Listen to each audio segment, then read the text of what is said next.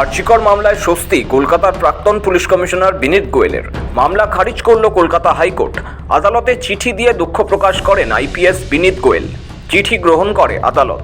আদালত জানায় আদালত এ বিষয়ে আর হস্তক্ষেপ করতে চাইছে না। গত বছর আরজিকরে তরুণী চিকিৎসককে ধর্ষণ করে খুনের ঘটনার পর উত্তাল হয় রাজ্য। গোটা দেশ বললেও খুব একটা ভুল হবে না। সেই সময় কলকাতার পুলিশ কমিশনার ছিলেন বিনীত গোয়েল। সাংবাদিক সম্মেলনে তিনি ওই তরুণী চিকিৎসকের নাম প্রকাশ করেন, যা আইন বিরুদ্ধ। সেই অভিযোগেই মামলা হয় বিনীত গোয়েলের বিরুদ্ধে। বৃহস্পতিবার সেই নাম প্রকাশের জন্য আদালতে ক্ষমা চেয়ে চিঠি দেন তিনি। বৃহস্পতিবার হাইকোর্টের বিচারপতি রাজশেখর মান্থা ও বিচারপতি অজয় গুপ্তের ডিভিশন বেঞ্চে ওঠে মামলাটি। বৃহস্পতিবার বিচারপতি রাজশেখর মান্থা ও বিচারপতি অজয় গুপ্তের ডিভিশন বেঞ্চ জানিয়ে দেয় মামলাটির নিষ্পত্তি করা হলো। বিচারপতিরা স্পষ্ট জানান, পারিপার্শ্বিক পরিস্থিতি বিবেচনা করে আদালত মনে করছে মামলাটির নিষ্পত্তি প্রয়োজন।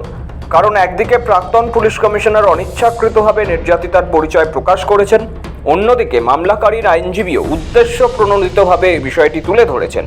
আদালতের পর্যবেক্ষণ, যেহেতু বিনীত গোয়েল স্বীকার করেছেন যে নির্যাতিতার নাম বলে ফেলাটা অনিচ্ছাকৃত ছিল এবং তিনি নিজের ভুল বুঝে নিয়েছেন, তাই আর নতুন করে তাকে শাস্তি দেওয়ার প্রয়োজন নেই। পাশাপাশি রাজ্যের ডিজিকে নির্দেশ দিয়েছে আদালত, ভবিষ্যতে এমন ঘটনা না ঘটে তার জন্য পুলিশ আধিকারিকদের বিশেষ প্রশিক্ষণের ব্যবস্থা করতে হবে, যাতে কোনোভাবে নির্যাতিতা বা তার পরিবারের নাম প্রকাশ্যে না আসে। বুধবারই আরজিকর খুন ও ধর্ষণ মামলায় শিয়ালদা আদালতে বিনীত গোয়েলকে কার্যত ক্লিনচিট দেয় সিবিআই। কেন্দ্রীয় সংস্থা জানায়, বিনীত গোয়েলের বিরুদ্ধে কোনো প্রমাণ পাওয়া যায়নি।